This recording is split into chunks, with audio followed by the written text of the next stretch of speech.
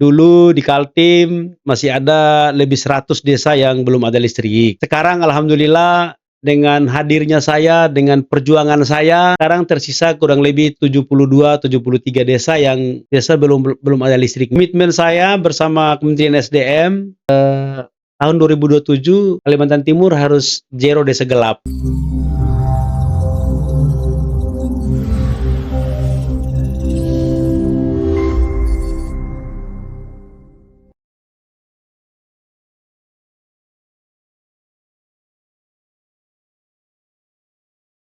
Oke, kembali lagi bersama saya, Niko Handika, masih di Konspirata, Narasi Masa Depan.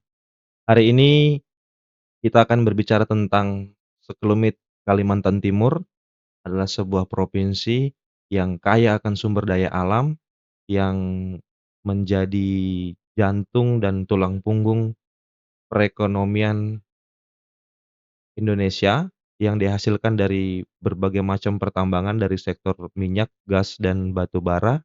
Dan kita akan membahas bukan hanya penghasilannya saja, tapi semua tentang problematika yang dihasilkan dari proses pertambangan itu, langsung bersama Abang Safrudin SPD, anggota DPR RI, Dapil Kaltim Komisi 12. Selamat datang Bang Udin. Selamat datang, assalamualaikum, selamat malam. Terima kasih sudah menyempatkan waktunya Abang untuk berjumpa dengan kita semua di tengah kesibukan Abang, yang kita tahu hari ini Abang secara domisili mungkin lebih banyak di pusat Bang ya, Iya, daripada di daerah. Terima kasih sudah menyempatkan waktunya. Gimana kabar Bang, sehat? alhamdulillah sehat.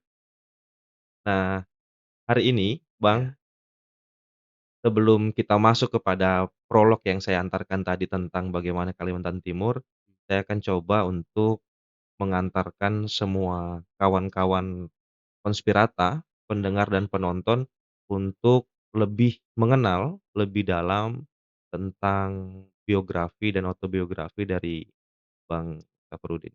iya, Kalau saya tidak salah, beliau iya, ini adalah mahasiswa sempat menempuh pendidikan di Universitas Mula Warman ya, Bang, ya. iya, F jurusan Fakultas FKIP tahun masuknya di 95 ya, Bang? 99. 99 Bang, ya? Oh, 99.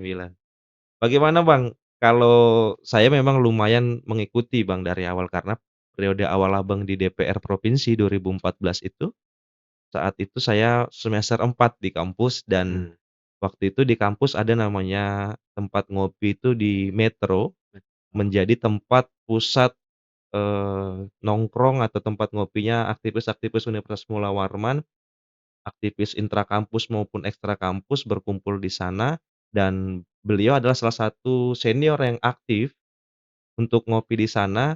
Dan singkat cerita, tiba-tiba beliau dilantik menjadi anggota DPR Provinsi Kalimantan Timur, yang itu membuat saya juga agak kaget karena hampir setiap hari ada sama-sama di tempat ngopi Bang, tiba-tiba dilantik itu Bang. Gimana itu Bang?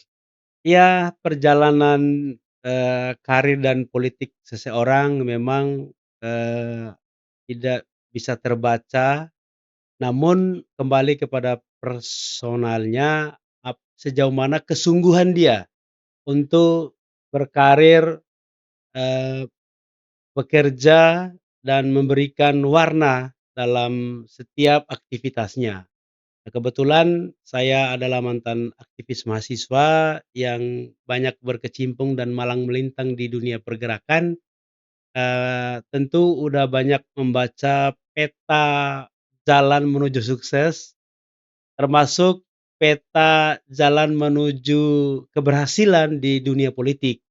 Nah, itulah yang kemudian mengantarkan saya menjadi anggota DPRD Provinsi Kalimantan Timur 2 periode, dan alhamdulillah ini udah berjalan 1 tahun 7 bulan menjadi anggota DPR RI. Nah, ini semua adalah berkat dari kesungguhan, berkat dari kegigihan, serta konsistensi kita di jalur politik.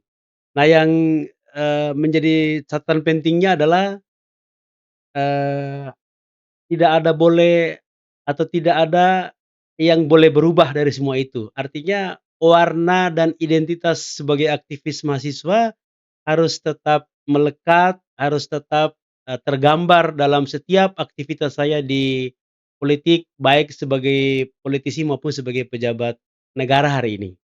Ya itu menarik Bang, saya menjadi penasaran awal mula ketertarikan Abang untuk berpolitik dan bergabung di partai politik, itu kan pasti ada masa transisinya itu Bang, Ya, dari kehidupan pergerakan di kampus, sampai kemudian include ke partai politik dan beliau ini salah satu ketua partai pemegang rekor di Kalimantan Timur, Bang. Salah iya. satu ketua partai terlama, Partai PKB Provinsi Kalimantan Timur, yang sudah kalau nggak salah hampir sekitar 16 tahun ya, Bang, Iya ya? iya, enam udah. belas tahun.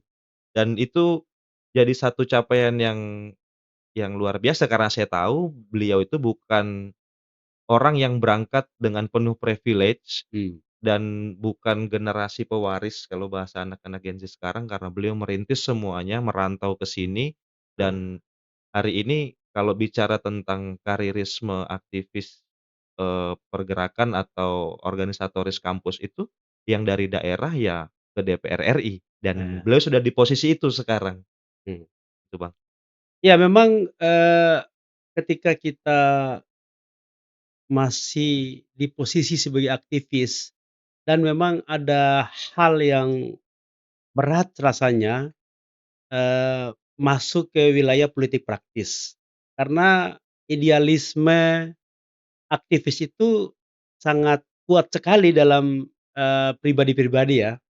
Nah itulah kemudian menjadi pilihan, apakah kita terus berada di barisan idealisme atau barisan aktivis, atau kita harus masuk ke wilayah-wilayah strategis atau salah satunya adalah politik praktis. Ini memang tantangan buat aktivis. Karena tantangannya tidak hanya hadir dalam tekanan batin kita, tapi juga tekanan ini, akan dipandang bahkan akan menjadi bahan perbincangan oleh kawan-kawan kita sendiri, baik, sesama organisasi maupun di lintas organisasi. Nah, tapi disinilah pilihan buat kita, apakah kita tetap berada di posisi ini atau kita ingin melanjutkan pengabdian kita. Nah, maka saya ketika itu memilih melanjutkan pengabdian itu di dunia politik atau ranah politik. Akhirnya saya masuk dan bergabung dengan partai politik, meskipun sebenarnya saya dengan semua partai baik.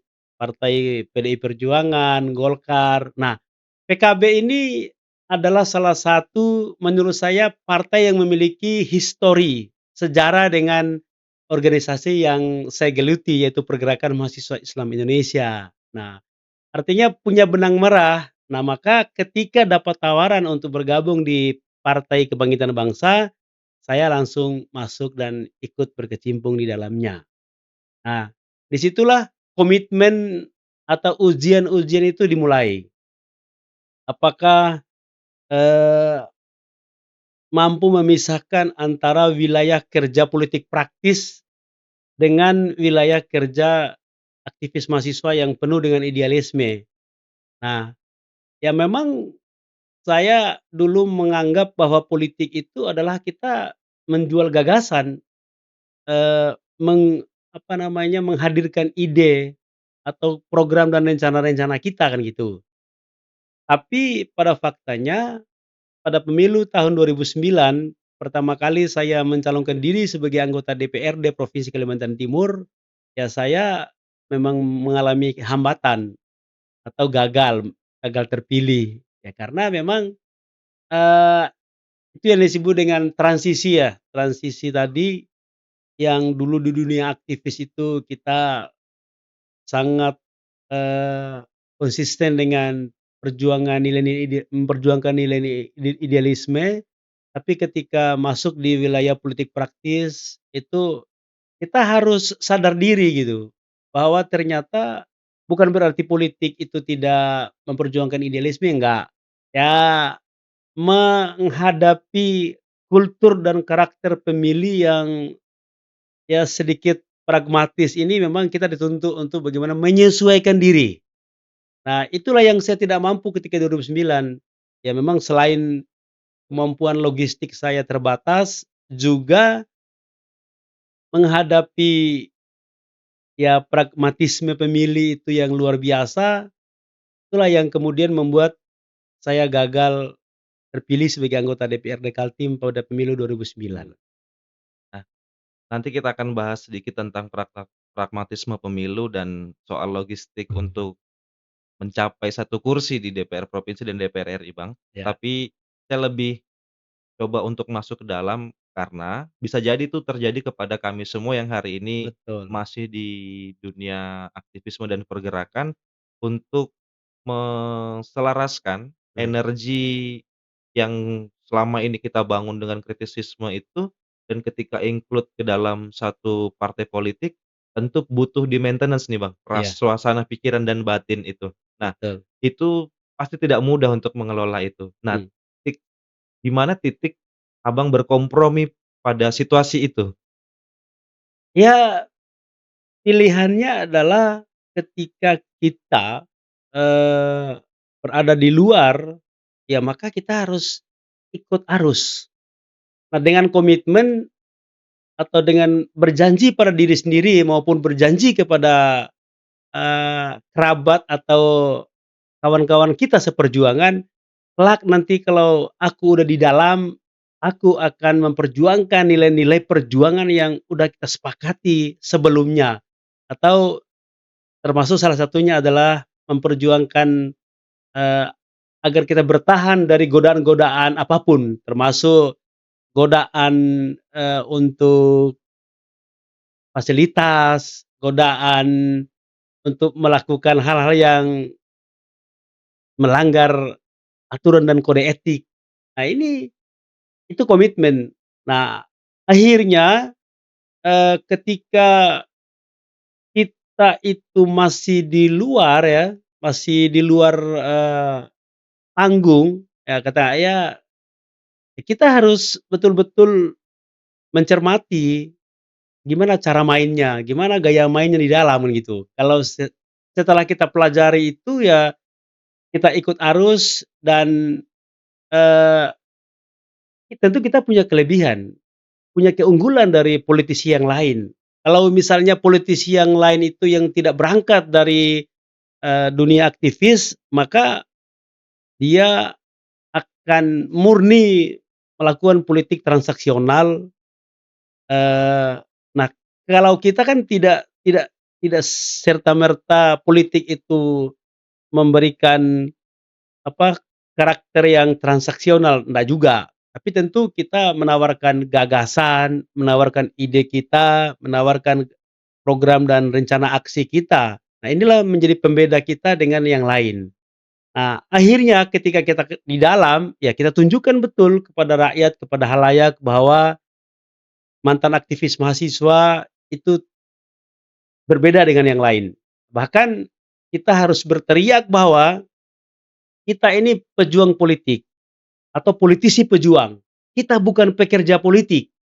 Karena perbedaan antara pejuang politik dengan pekerja politik itu adalah kalau kita pejuang politik, setiap hari itu kita anggap sebagai wadah untuk bekerja.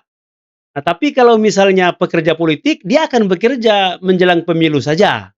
Nah, inilah bedanya. Nah, makanya itulah yang menjadi komitmen kita bahwa mantan aktivis itu harus bisa menjadi pembeda, harus memberi warna, dan harus memberi kepastian dan menjawab semua harapan-harapan rakyat.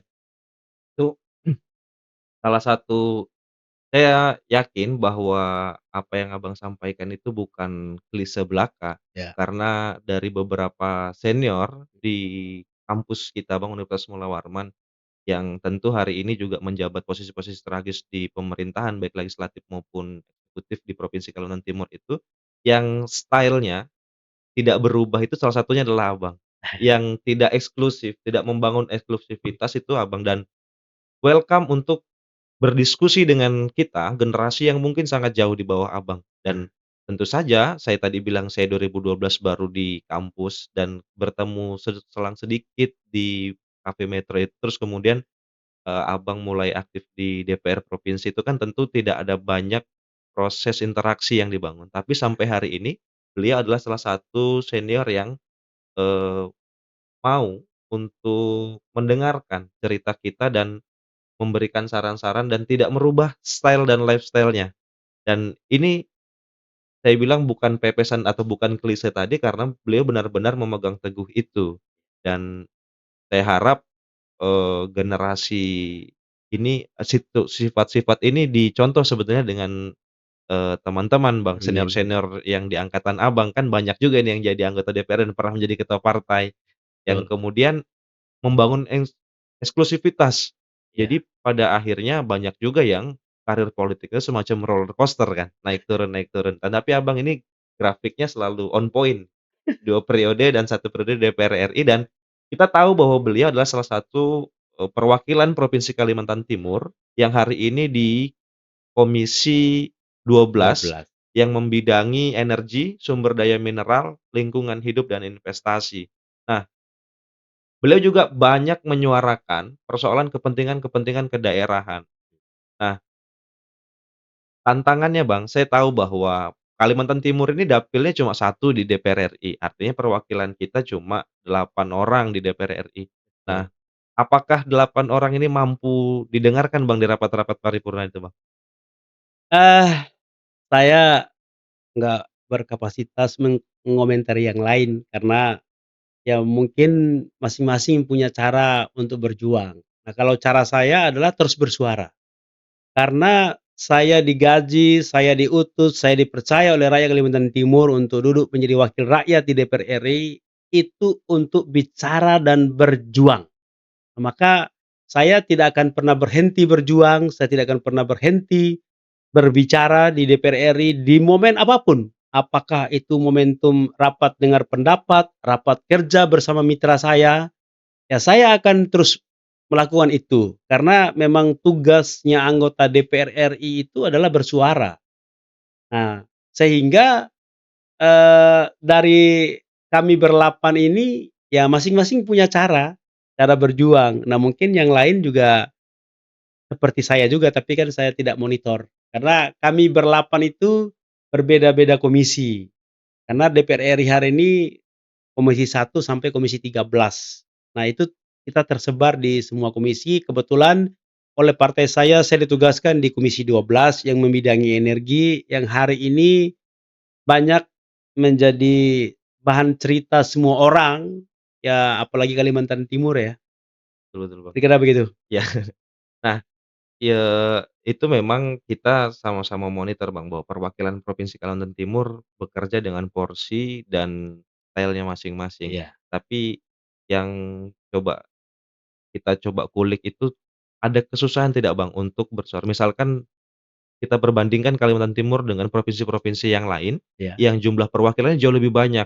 betul. Misalnya Jawa Barat, Jawa Tengah, Jawa Timur itu tentu, anggota DPR perwakilannya jauh lebih banyak daripada kita yang cuma 8 orang itu, Bang. Iya. Nah, ada kesusahan tersendiri, Bang, untuk membangun suara-suara daerah itu, Bang? Ya, kita fokus pada tugas fungsi ya, karena kebetulan Komisi 12 itu adalah komisi energi yang bermitra dengan Kementerian SDM, Kementerian Lingkungan Hidup, Kementerian BKPM, tentu, juga dengan Pertamina dan PLN, dengan badan yang lainnya, Badan Geospasial, Badan Pengawas Tenaga Nuklir. Nah, dengan, tugas saya di Komisi 12 atau di bidang energi ini, rasa-rasanya sih nggak ada kendala dalam, berjuang ya. Apalagi misalnya dulu di Kaltim masih ada lebih 100 desa yang belum ada listrik. Sekarang alhamdulillah dengan hadirnya saya, dengan perjuangan saya, eee, sekarang tersisa kurang lebih 72, 73 desa yang belum ada listriknya. Meskipun kawan-kawan provinsi juga ya ikut mengklaim juga bahwa itu adalah hasil karya dan kerja mereka. Padahal sesungguhnya untuk program Lisdes atau listrik desa itu adalah programnya Kementerian SDM bersama Komisi 12. Pun misalnya yang beroperasi di lapangan itu adalah PLN. Jadi PLN itu hanya operator. Kamilah yang menyusun anggarannya. menyusun anggaran, alokasi anggaran untuk, pemasangan listrik desa di seluruh Kalimantan Timur, Nah, begitu. itu menjadi satu ironi juga Bang, tapi Abang sudah masuk duluan ke list des dan 100 desa tadi itu, kita tahu bahwa Kalimantan Timur itu salah satu penopang dan penghasil batu bara salah satu yang terbesar di Indonesia. Ya. Dan data kami nanti silakan di cross check, Mmm, eee, di sektor SDM itu menyumbang 15 sampai 16% APBN 2025 dan realisasi penerimaan mencapai sekitar 240 triliun. Posisi Kalimantan Timur sebagai daerah penghasil batu bara salah satu yang terbesar, ini menjadi satu penopang ekonomi utama dan mhm, kita tahu bahwa Kalimantan Timur itu bukan hanya batu bara, ada minyak juga di sana, ada perusahaan gas di sana, ada perusahaan pupuk. Tapi faktanya masih ada sekitar 100 desa yang masih belum terfasilitasi oleh listrik. iya. Itu problematikanya di mana itu, Bang? Ya memang, kendala-kendala ya soal kendala infrastruktur ya, karena memang untuk penyebaran atau distribusi listrik ke desa-desa itu harus ada jalan, kemudian apalagi Kaltim ini kan luas, desanya jauh-jauh jaraknya. Jadi memang butuh komitmen untuk menyelesaikan atau menuntaskan distribusi listrik atau energi ke seluruh pelosok-pelosok terutama di daerah yang, 3T ya. Nah, tapi alhamdulillah sekarang udah tersisa 70. 72 desa, dari lebih 100 desa yang sebelum saya dilantik jadi anggota DPR RI, sekarang udah tersisa 72 desa dan komitmen saya bersama Kementerian SDM, tahun 2027 Kalimantan Timur harus zero desa gelap. Ini komitmen Itu kami, komitmen, Bang, ya. komitmen kami. Zero desa gelap Ya, dengan segala tantangannya dengan segala untuk tantangannya. melakukannya. Nah, itu saya kembali ke batu bara, Bang, ya. Nah, Batu batu bara di Kalimantan Timur ini kan sangat besar dan karena produksinya yang sangat besar, itu juga pada akhirnya akan menimbulkan problematika eksploitasi yang sangat masif ya, dan naasnya, tidak semua perusahaan-perusahaan pertambangan itu melakukan reklamasi pasca tambang. betul. Data yang dikeluarkan oleh pemerintah itu ada sekitar 2.700 lubang pasca tambang. Kalau data dari Jatam itu ada sekitar 1.700-an lubang tambang. Nah, Betul, eee, dan lubang tambang itu menjadi isu yang tidak pernah berhenti dan susah dipisahkan dengan Kalimantan Timur, Bang. iya. Bagaimana, Bang? Ya, tahun 2025 produksi batu bara itu 790 juta ton. Nah, tapi memang tahun 2026 ini mengalami penurunan karena pemerintah, eee, menekan agar pemberian RKAB itu betul-betul ya diperketat. Nah, sehingga sampai hari ini, pemberian atau pengeluaran RKAB dari Kementerian SDM itu baru sekitar 500 sampai 600 juta ton. Jadi artinya kalau dibanding 2025 artinya jauh sekali penurunannya kan, 790 ke misalnya 600 juta ton. Jadi ada selisih kurang lebih 290 juta.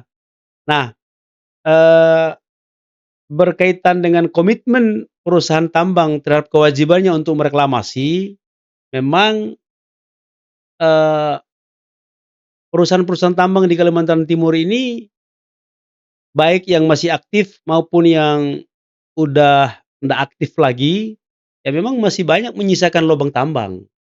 Nah, itu tanggung jawab siapa kalau misalnya perusahaannya udah nggak aktif? Ya kembali ke pemerintah, karena pemerintah berani tegas nggak untuk memberi sanksi bahkan membawa masalah ini ke jalur pidana, atau melaporkan secara pidana kan gitu.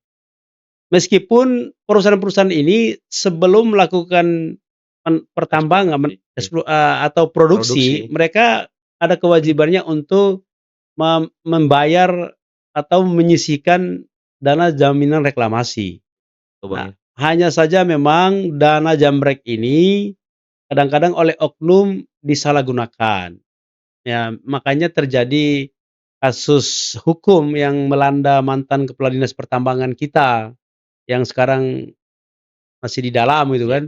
Nah itulah perilaku-perilaku oknum yang harusnya perusahaan ini tidak layak untuk mencairkan dana jamreknya, tapi dipaksa. Karena memang syarat untuk pencairan dana jamrek itu, ya cukup dengan membawa dokumen foto-foto udara, foto lapangan, dan seterusnya. Nah itu menjadi syarat pencairan dana jamrek. Nah, tapi hari ini memang lubang tambang di Kalimantan Timur meskipun berbeda data ya, pemerintah datanya kurang lebih 2.000 lubang tambang, teman-teman Jatam kurang lebih 1.700, ya memang itu lubang tambangnya siapa, ya kita harus cermati juga, apakah lubang tambang sisa perusahaan yang udah tidak aktif lagi atau yang masih aktif. Tapi kalau perusahaannya masih aktif, saya kira kita bisa kejar mereka untuk melakukan reklamasi, karena memang ini kewajiban. Ya, tugas saya di Komisi 12 itu adalah terus mengejar kepada perusahaan-perusahaan tambang yang lalai terhadap kewajibannya untuk melakukan reklamasi terhadap kawasan pasca tambang. Iya, memang agak problematik kan Bang, Nah, dana dana reklamasi pasca tambang ini memang agak problematik. Yang dulu sama pemerintah pusat diberikan kepada daerah untuk alhamdulillah, mengelolanya sendiri, tapi pada akhirnya beberapa tahun terakhir kan diambil langsung sama Kementerian SDM itu Bang, betul. dana reklamasi itu dan dikelola langsung oleh Kementerian SDM. Dan Mhm. saya pikir memang salah satu langkah itu untuk melakukan mitigasi perusahaan-perusahaan yang masih aktif untuk berkomitmen untuk melakukan reklamasi itu. Karena, bagaimanapun lubang tambang ini menjadi satu problematik yang sampai hari ini belum kita temukan solusi terbaiknya gitu kan. Ya, Dan ada beberapa diskusi, misalnya karena di Komisi 12 itu kan berhubungan dengan energi juga, Bang. ya. Nah, memungkinkan tidak jika lubang-lubang tambang yang berbentuk danau itu, Bang, Mhm. itu menjadi satu, tenaga surya baru untuk pembangkit listrik tenaga surya dengan kita contoh misalkan Cina, beberapa danau-danau pasca tambangnya itu ditutup panel surya dan menjadi kekuatan energi yang hari ini kita tahu dia menjadi salah satu negara dengan kekuatan energi listrik cadangan listrik terbesar lah, Bang. Iya, pembahasan soal itu memang belum terlalu masif dilakukan, baik oleh Komisi 12 dan Kementerian SDM.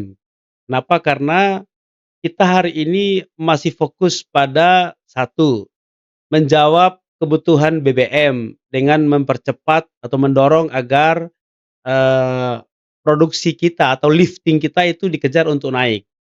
Karena begini, hari ini saja misalnya kebutuhan BBM kita itu adalah 1,6 juta barel per hari, sedangkan kemampuan produksi kita itu hanya 500.000 barel per hari. Jadi, eee, kita itu masih defisit, defisit 1 juta sampai 1,1 juta barel per hari. Nah inilah yang menjadi PR buat kami Komisi 12 dan Kementerian SDM, agar bagaimana memformulasikan untuk mengejar ketertinggalan ini, mengejar defisitnya ini. Nah, eee, dampak dari perang Teluk, ya pertarungan global, ya memang sangat dirasakan oleh Indonesia. Apalagi misalnya kemarin beberapa tanker kita tertahan di, Hormuz. Selat Hormuz. Ini yang mengakibatkan, eee, ketersediaan BBM kita juga terganggu. Nah, kita sebenarnya pengen, mandiri di sektor energi khususnya di BBM. Nah, opsi-opsi yang ditawarkan oleh pemerintah itu udah ada. Salah satunya misalnya hari ini pemerintah udah berkomitmen bahwa mulai tanggal 1 Juli udah menggunakan solar yang B50, di mana B50 ini adalah campuran antara biosolar dengan minyak kelapa sawit. Nah, ini udah diolah, nanti tanggal 1 Juli itu udah digunakan. Ini dalam rangka apa? Ini dalam rangka mengurangi beban impor kita, karena kita terlalu banyak impor BBM kan gitu. Belum lagi BBM yang lain. Nah, artinya pertanyaan berikutnya, apakah pemerintah punya komitmen untuk melakukan transisi energi? Punya. Ya, hari ini ya kita transisi energi meskipun belum belum besar, tapi, tetap secara konsisten terus-menerus dilakukan. Walaupun memang saya juga tidak memungkiri banyaknya tangan-tangan jahil yang bermain untuk bagaimana mengganggu agar proses transisi energi ini, tidak berjalan maksimal. Artinya maksud saya adalah kepentingan para mafia-mafia migas ini masih dominan dalam rangka bagaimana Indonesia itu tidak melakukan percepatan dalam mewujudkan transisi energi. Ya, dari energi fosil ke energi baru terbarukan. Nah, begitu Bro. Ya. Nah, itu menjadi menarik, Bang, karena kita sama-sama tahu dari awal pemerintahan Prabowo Gibran ini, Presiden Prabowo selalu menggalakkan 2 program utama, yaitu kemandirian atau kedaulatan pangan dan swasembada energi. Betul, Yang hari ini kita sama-sama tahu bahwa kebutuhan energi tadi minus sekitar 1 juta barel per hari, itu dari iya, sisi, BBM, BBM, belum lagi dari sisi gas. Data yang saya punya LPG itu kebutuhan kita sekitar 8,4 juta ton per tahun, sedangkan dalam negeri itu produksinya 1,6 sampai 1,7 saja. Nah, artinya proses hilirisasi tentang gas itu juga menjadi penting kan, Bang. Dan iya, kita tahu baru-baru ini diumumkan ada blok gas raksasa di Kalimantan ke Timur yang timur. sudah diumumkan sama Eni dan coba dirancang itu. Dan ada ide dari Kementerian SDM untuk membangun gas LPG itu dari bahan batu bara yang enggak rendah Heeh, menjadi DME, dan itu di Tanjung Enim, Sumatera Selatan, proses hilirisasinya dikelola oleh Bukit Asam. mmm. Itu, kira-kira bisa memangkas berapa banyak atau bisa memenuhi berapa banyak kebutuhan dalam negeri itu, Bang? Ya memang pemerintah, sedang ada program pengalihan dari LPG ke CNG, kompresor, natural gas. Nah tapi program ini belum dipaparkan di Komisi 12 secara langsung oleh Pak Menteri. Nah, kami justru di Komisi 12 baru dengar dari media sosial, dari media media mainstream gitu kan. Nah, sehingga ya kami juga belum masih buta juga, walaupun kami udah tahu bahwa, peralihan dari LPG ke CNG ini memang agak berat juga. Kenapa? Karena kompresor natural gas itu tekanannya tinggi sekali. Katakanlah misalnya kalau LPG tekanannya 10, CNG itu tekanannya 200 sampai 220 gitu. Bet Artinya kalau misalnya kita mau betul-betul mau, menerapkan atau mau beralih ke CNG, ya kita harus butuh biaya besar untuk membangun infrastrukturnya, menyiapkan perangkatnya, termasuk menyiapkan tabungnya. Kalau tabungnya misalnya salah-salah, ya tipis-tipis, ya bisa meledak ini barang. Nah, oleh karenanya kami, Komisi 12 belum begitu setuju dengan, ide ini. Tapi kalau ide tentang membangun gas dari batu bara yang rendah, itu juga belum terlalu masif kita bahas. iya. Karena Mmm, itu beberapa sumber bahkan mengklaim itu diperkirakan sampai, eee, memproyeksikan sekitar 8,8 triliun untuk itu, dan, akan berjalan mungkin di 2030. Nah, itu kalau memang belum dirapatkan di komis DPR RI dan di Komisi 12 belum itu dibahas ngomong, kita akan kembali untuk bicara tentang kebutuhan BBM kita saja, Bang. Nah, betul, ada undang-undang terbaru heeh, untuk daerah atau desa untuk melakukan satu aktivitas pengeboran kembali di sumur-sumur tua, iya, dan itu dilegalkan oleh undang-undang, yang mana kita tahu sebelum undang-undang ini praktek itu terjadi di Sumatera Selatan atau di Blok mmm. Cepu di Jawa Tengah, di Blora Jawa Tengah. Nah, ini memungkinkan tidak, Bang, ini untuk dilakukan di Provinsi Kalimantan Timur? Karena kita tahu data Kaltim itu hampir ada 4.500 lubang, sumur minyak yang ada di Kalimantan Timur, Bang?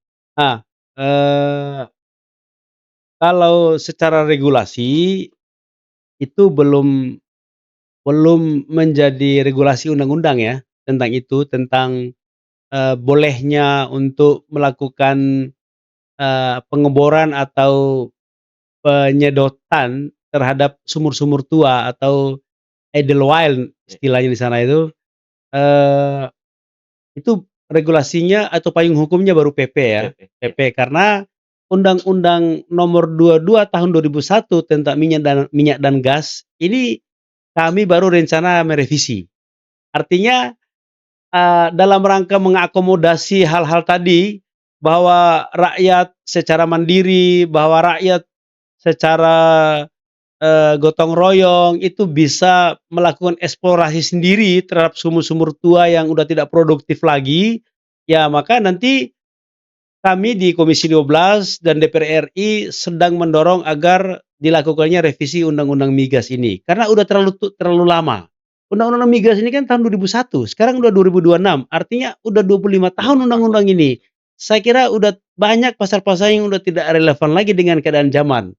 Tuntutan zaman ya tadi, ini semua dalam rangka apa sih? Dalam rangka, mempercepat peningkatan lifting kita, produksi minyak kita yang hari ini kita baru mampu produksi itu 500, ribu barel, 600 Iya, ribu barel, sorry 600 ribu barel bahkan sampai 605 ribu barel. iya.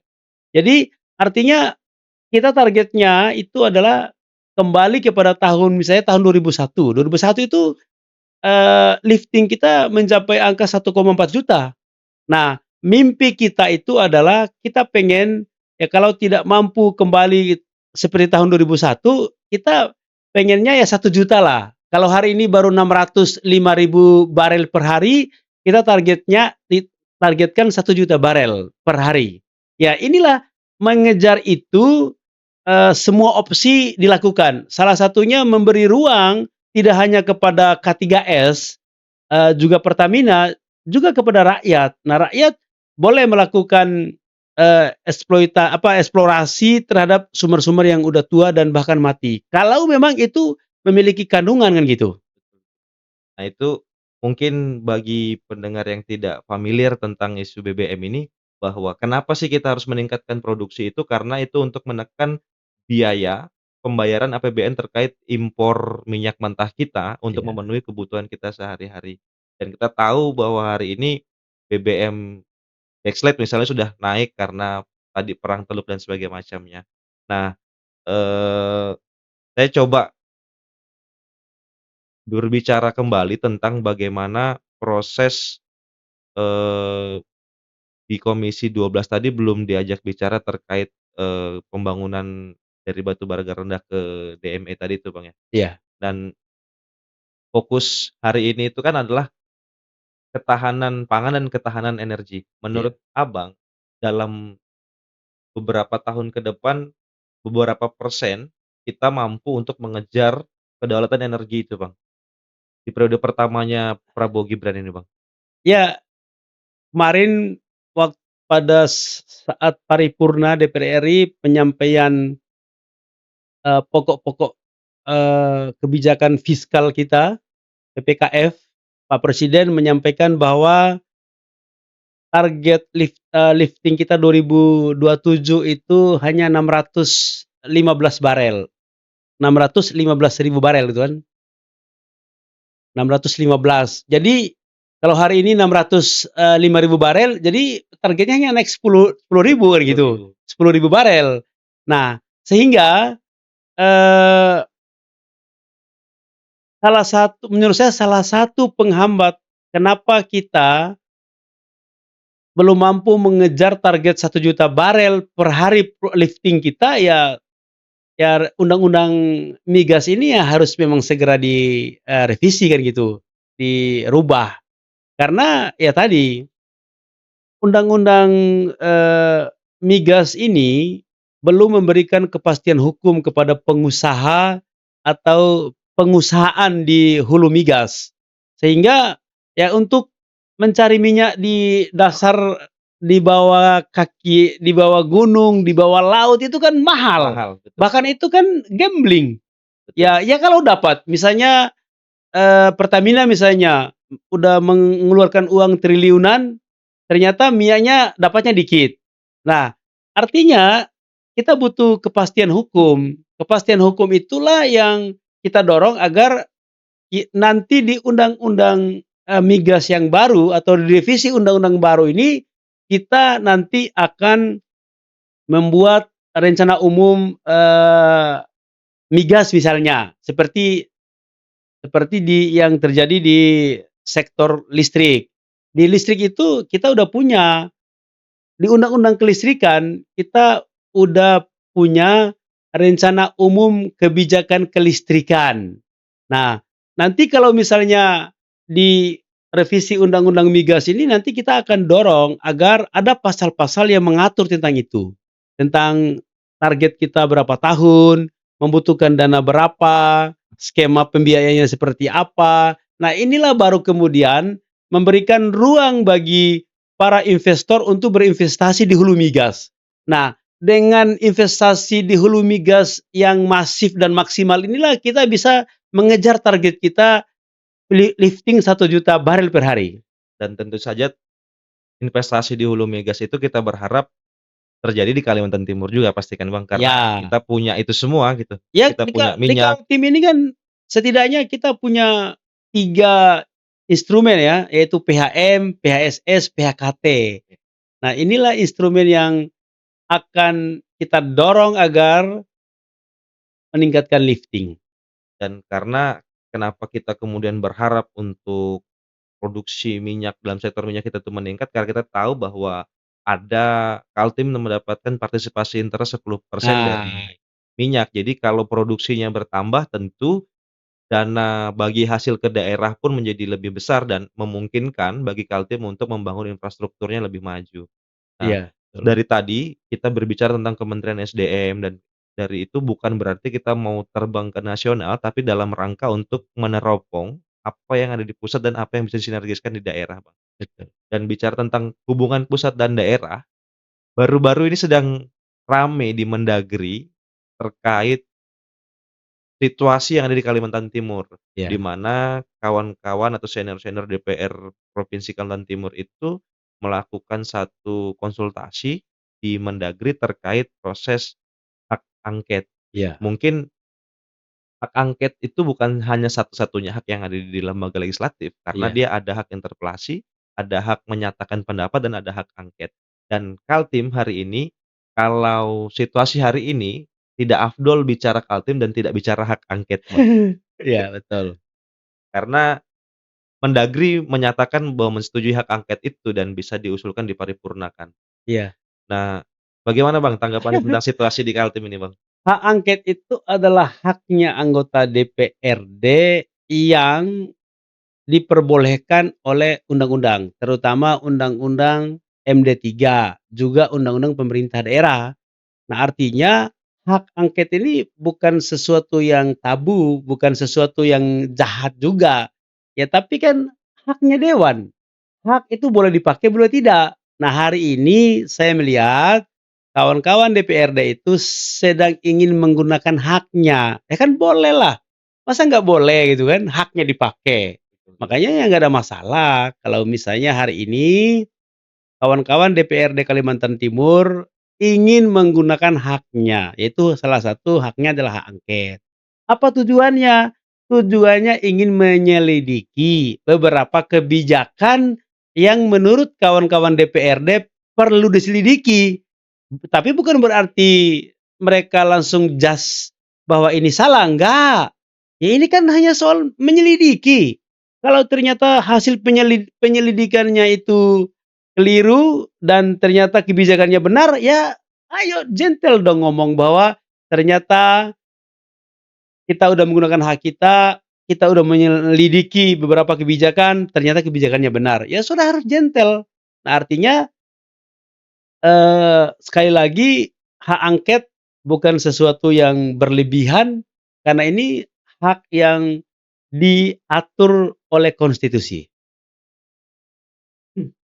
Itu menarik tadi bahwa ada kata-kata bahwa sepertinya kawan-kawan atau sepertinya DPRD Provinsi Kalimantan Timur sedang ingin menggunakan salah satu haknya. Nah, Dan sedikit cerita Bang, bahwa persoalan hak angket di Kaltim itu tidak serta-merta ada dengan sendirinya, iya, karena kita tahu bahwa ada pressure dari kawan-kawan pergerakan di kawan-kawan mahasiswa dan beberapa aliansi masyarakat Kalimantan Timur yang mencoba untuk menginginkan hak angket terkait beberapa item.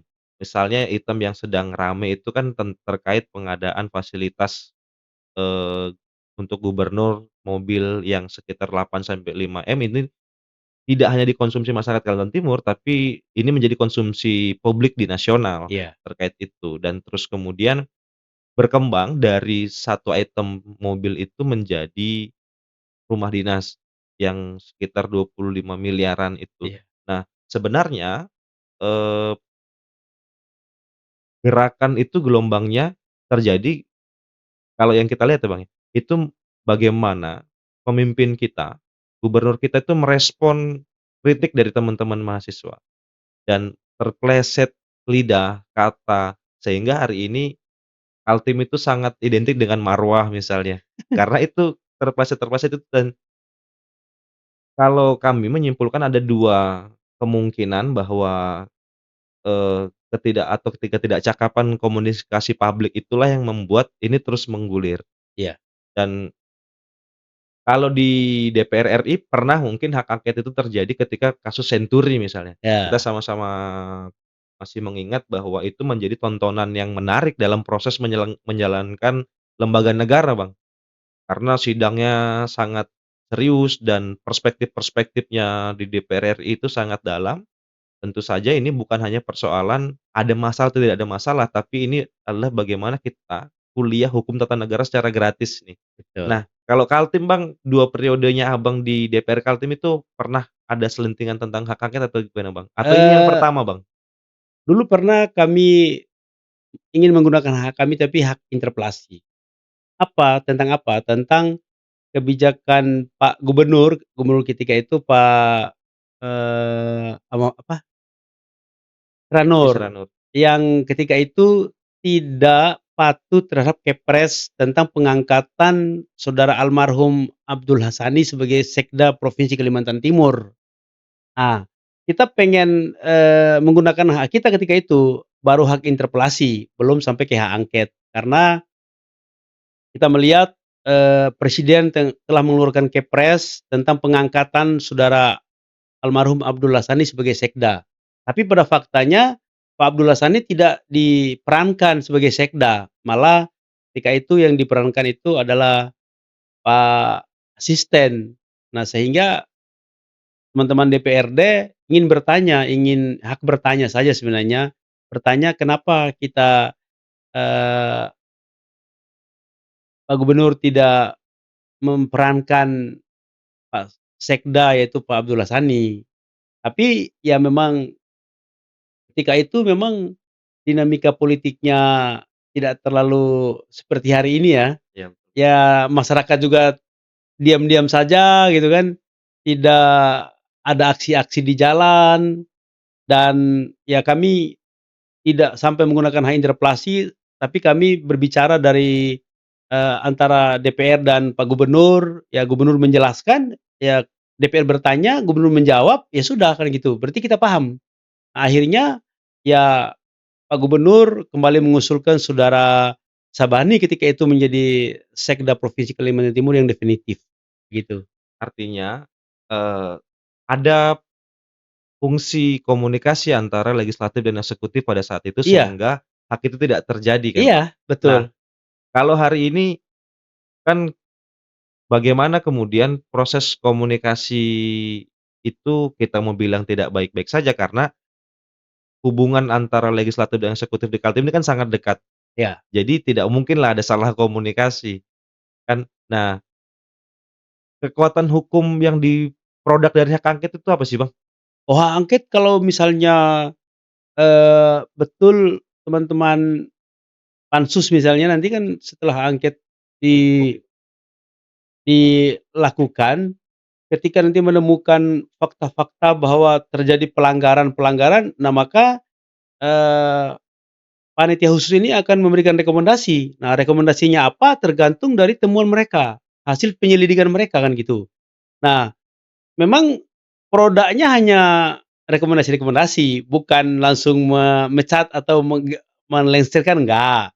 Hanya memberikan rekomendasi, toh rekomendasi itu nanti akan dikirim ke Kemendagri, Mendagri juga yang evaluasi. Jadi sebenarnya sekali lagi, hak angket ini tidak ada yang perlu dikhawatirkan. Karena hak angket ini tidak melengsarkan gubernur atau tidak memberhentikan saudara gubernur, enggak, hanya merekomendasikan. Yang berhak memberhentikan kepala daerah itu adalah Mendagri atas perintah dari Mahkamah Agung. Jadi ini bukan hal yang tiba-tiba yang misalnya yang terlalu lebay kan, "Wah ini hak angket, nanti gubernur atau kepala daerah selesai." Enggak, hak angket itu hanya produknya rekomendasi. Artinya terlalu jauh lah Ya, kalau kita menghubungkan hak angket dengan sebuah pemakzulan itu kan terlalu terlalu jauh Bang, ya. jauh, terlalu Dan jauh itu. akhirnya kalau tidak ada masalah, ya kenapa harus, ilfil dengan hak angket gitu. Kalau Iya, kalau dalam proses pengalokasian anggaran dan sebagainya macam itu tidak ada problematika, ya harusnya kan nggak perlu takut itu Bang, santai aja. santai aja. Dan jauh jauh dari kata-kata itu gitu kan, Iya karena betul, bentuknya adalah sebuah rekomendasi. ya Sama seperti kemudian hak angket yang di DPR RI pada saat kasus Senturi, betul. karena pada saat Senturi itu rekomendasi-rekomendasi dari DPR RI di pada saat proses persidangan di pengadilan ternyata kalah juga, tidak Tapi ya nyatakan beda ya, bersalah. beda hak angket DPRD dengan DPR RI. Kalau DPR RI, keputusan DPR RI itu adalah final, bahkan, setara dengan, apa ya, misalnya ya udah final, udah tinggal dieksekusi gitu loh. Misalnya kalau dulu hak angket DPR RI itu tentang hambalang misalnya, ya kan menghentikan Proyek Hambalang itu. Menghentikan proyek hambalan dan menyerahkan penyelesaian kepada APH. Nah, KPK yang bekerja ketika itu kan gitu. Iya. Nah, artinya kalau DPRD enggak, DPRD itu merekomendasikan kepada Mendagri.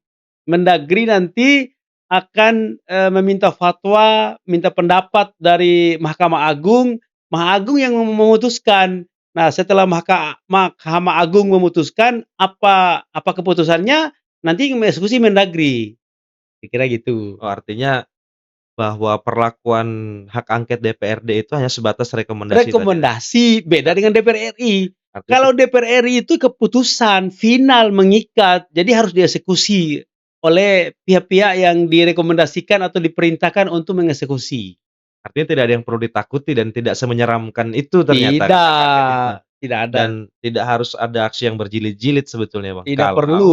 kalau responsibility sosial itu berlaku dua arah. Betul. Nah, hari ini kan kita melihatnya mungkin ada gelombang gerakan yang menginginkan itu dan ada kekuatan elit yang coba untuk mereduksi itu, Mmm. sehingga kemudian itu berlarut-larut sampai diteruskan ke Mendagri dan DPR meminta Mendagri untuk berkonsultasi. Sebenarnya kan ini teman-teman di rapat evaluasi kemarin yang disiarkan secara live di DPRD itu kan sudah mengerucut kepada satu isu tentang hak angket itu. Iya, Nah, artinya jalankan saja dan silahkan saja dilakukan sebuah penelusuran iya, dan diberikan semua fakta-faktanya kalau memang tidak ada masalah iya, tidak perlu terlalu anti terhadap hak angket itu kan, Bang. betul. Nah, Bang, Ya, eee, terakhir mungkin kita masuk ke sesi terakhir, informasi per tanggal 26 bulan 5 2026 kemarin, mmm, KPID Kaltim itu resmi dilakukan pelantikan, dan iya, mana kita tahu dalam proses perjalanannya salah satu fraksi yang, melakukan gugatan itu adalah PKB, Bang. betul. Nah, apakah sudah selesai proses hukumnya, Bang, atau bagaimana, Bang? Ya sebenarnya, fraksi PKB itu tidak mengambil langkah hukum ya, karena yang mengambil langkah hukum ini kan adalah peserta. Peserta menggugat ke, pengadilan negeri dan bahkan setelah mereka dilantik, mereka lakukan petun hari ini. Nah, jadi sekali lagi bukan fraksi PKB yang melakukan itu, karena fraksi PKB itu ya tidak, apa namanya, tidak memilih jalur jalur hukum. Kita ini kan lembaga politik, tentu pasti kita akan memilih menggunakan jalur politik untuk penyelesaiannya. Tapi hari ini yang melakukan gugatan itu adalah peserta yang merasa dirugikan. Karena, menurut peserta ini, ya ada mantan caleg yang belum genap 5 tahun berhenti dari kader partai, terpilih. Beberapa kader partai kan gitu kan. Iya iya, betul Nah, betul. artinya, inilah yang menjadi keluhan. Art Berarti kerja-kerja tim seleksi itu ya tidak, apa ya, tidak fair kan gitu kan, tidak akuntabel gitu. Ya faktanya ya ada kader partai politik yang terpilih dan ditetapkan oleh teman-teman DPRD Komisi 1 dan di-SK-kan oleh gubernur dan dilantik kan gitu. Iya, betul Nah, betul. padahal mereka itu kan jelas, mereka itu caleg, pernah jadi calon anggota DPRD. Ya pemilu kan 2024, ini tahun berapa ini? Tahun 2026. 2026, berarti baru baru 2 tahun, sedangkan salah satu bunyi syarat dari, menjadi anggota KPID itu adalah tidak pernah menjadi pengurus partai atau kader partai, tapi faktanya kan dia kader partai. Nah, inilah yang menjadi, materi gugatan teman-teman,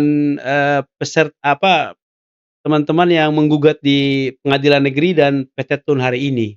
Artinya itu clear Bang ya bahwa PKB hanya menyuarakan pada saat proses penjaringan, Iya, tapi tidak melakukan gugatan atau tempuh hukum, tapi yang melakukan tempuh hukum itu adalah peserta. peserta. Ah, Peserta yang merasa dirugikan atas keputusan yang melahirkan, komisioner hari ini iya, dari proses awal penjaringan sampai terjadi dilantiknya ini. iya, Nah, saya pikir itu udah clear bahwa bukan partai PKB atau fraksi bukan. PKB yang melakukan gugatan ke Petun, tapi itu adalah perseorangan, salah satu peserta yang mengikuti proses penjaringan dari awal. Nah, Bang, mungkin di sesi-sesi akhir ini Ya, saya akan minta saran kepada Abang terhadap teman-teman untuk tetap menjaga spirit dan semangatnya untuk melakukan pengabdian yang mungkin untuk generasi-generasi yang dalam proses transisi nih, Bang. ya, buat teman-teman aktivis mahasiswa yang hari ini baru paripurna, eee, bertugas sebagai pimpinan organisasi maupun pengurus organisasi, ya memang kita harus segera menentukan pilihan, ke mana arah lanjutan perjuangan kita. Kalau misalnya kita memilih melanjutkan pengabdian di dunia politik, ya segera masuk ke partai politik. Karena syarat untuk menjadi calon anggota DPRD itu harus menjadi kader partai politik. Karena, kecuali mau mencalonkan diri sebagai anggota DPD RI gitu kan. Tapi kalau menjadi calon anggota DPRD kabupaten, provinsi RI itu mutlak harus menjadi kader partai politik. Maka cepat-cepatlah masuk dan bergabung di partai politik ketika, kalian udah memilih dan menentukan langkah lanjutan pengabdiannya adalah di partai politik atau ingin jadi anggota DPRD. Nah, eee, tapi ada satu hal yang harus kalian pegang teguh, adalah komitmen. Karena komitmen perjuangan ini tidak boleh, pudar, tidak boleh hilang dari kita sebagai seorang aktivis. Karena modal kita hanya itu. Kita aktivis itu tadi, udah diawali, bukan generasi yang lahir dan tumbuh dari, kemewahan, bukan generasi yang lahir dan tumbuh dari, segala fasilitas, tapi aktivis itu adalah generasi yang lahir dan tumbuh dari keterbatasan. Bahkan ekstrimnya, aktivis itu adalah orang-orang miskin yang terpanggil untuk berjuang. Nah, contoh seperti saya ini anak petani, anak desa yang berkecimpung di dunia aktivis. Nah, alhamdulillah ya udah berada pada posisi dan di level ini ya tetap seperti apa adanya. Dan mungkin sebagai pengingat buat kita bahwa dimanapun kita berada, di posisi apapun kita tidak boleh berubah dan kita tidak boleh menghilangkan ciri khas dan identitas kita sebagai aktivis. Karena ya kita tidak misalnya saya tidak mungkin menjadi anggota DPR RI kalau saya bukan berlatar belakang aktivis. Ya siapa saya kan gitu kan. Nah ini yang saya perlu ingatkan, perlu sampaikan kepada generasi muda yang hari ini mungkin sedang bertransisi dari aktivis menuju politisi. Eee, Kalau boleh meminjam istilahnya abang kita, apa namanya, suhunya Korea, Bambang Pacul itu, bahwa untuk menjadi Korea-Korea yang melenting itu, kita harus memiliki loyalitas yang tanpa batas. Untuk menjadi Korea yang melenting itu, kita tidak diperbolehkan untuk mengeluh, putus asa, dan menyerah, tidak boleh. Dan untuk menjadi Korea yang melenting itu, ya kita harus betul-betul berjuang secara totalitas dan sungguh-sungguh. Karena itulah modal dan bekal kita untuk menjadi sukses. Tapi ya memang kalau ingin menjadi Korea yang melenting, ya pastikan dulu siapa galahnya gitu kan. Karena eee, mustahil seorang Korea bisa melenting kalau tidak di-backup, tidak didukung oleh galah. Nah, ya udahlah kalau aktivis paham itu. Seperti apa cara mencari galah, seperti apa cara meyakinkan galah bahwa kita ini bisa dan mampu, mewujudkan perjuangan yang maksimal menjawab harapan-harapan rakyat. Siap, Bang, itu galah adalah salah satu poin, karena kita tahu situasi politik hari ini. Betul. Tapi, tentu Heeh. semua itu berangkat dari satu kekaguman. Nah, sosok yang Abang pemikir, filsuf atau ideolog yang Abang kagumi dan kutip satu kata-katanya yang mungkin merubah hidup Abang sampai pada hari ini. Ya Bung Karno, kata Bung Karno, "Hidup adalah perjuangan, lari dari perjuangan berarti lari dari hidup." Nah itulah yang mengilhami saya sampai hari ini berada pada ini ya memang hidup itu adalah perjuangan, ya terus berjuang, Siap, terima gitu. kasih Bang waktunya sudah Sama-sama. membersamai kita. Banyak sekali tadi tuturan-tuturan yang diberikan oleh Bang Udin, sapaan akrab beliau untuk kita semua, dan itulah situasi kita pada hari ini.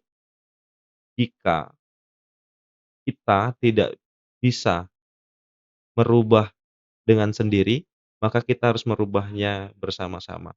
Karena yakin dan percaya hanya di politiklah kita bisa hidup dan, mati berkali-kali, dan kalah berkali dan hidup kembali. Itulah kata-kata Winston Churchill. Terima kasih kepada pemirsa semua, terima kasih kepada Abang waktunya. Sama-sama. Masih bersama kami, Konspirata, Narasi Masa Depan.